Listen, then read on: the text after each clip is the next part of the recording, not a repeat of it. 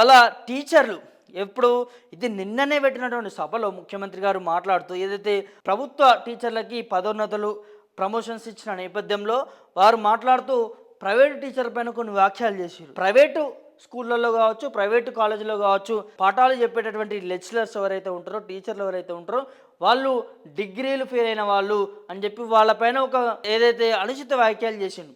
డిగ్రీలు ఫెయిల్ అయిన వాళ్ళు, చదువు రాని వాళ్ళు అన్న తీరుగా మన ముఖ్యమంత్రి గారు మాట్లాడారు. సో దానికి నిన్న ఆ వాక్యాలకి ప్రైవేట్ టీచర్లు చాలా వరకు కూడా చాలా చోట్ల నిరసన తెలిపారు నల్ల బ్యాడ్జీతోని. ముఖ్యమంత్రి గారు మాట్లాడినటువంటి వ్యాఖ్యలు వెనక్కి తీసుకోవాలి, మేము కూడా అర్హులమే, 1-2 మార్కులతోని ఏదైతే ప్రభుత్వ ఉద్యోగాలు కోల్పోయిన మేము ఆ కోల్పోయిన వాళ్ళమే ఇవాళ ప్రైవేటు కాలేజీలో కావచ్చు, ప్రైవేట్ స్కూళ్ళల్లో మేము పాఠాలు చెప్తా ఉన్నాము, మమ్మల్ని కించపరిచే విధంగా వ్యాఖ్యలు చేసిండు ముఖ్యమంత్రి రేవంత్ రెడ్డి గారు. క్షమాపణ చెప్పాలని చెప్పి కూడా ముఖ్యమంత్రి గారిని ప్రశ్నిస్తున్న అంశాన్ని చూస్తూ ఉన్నాం.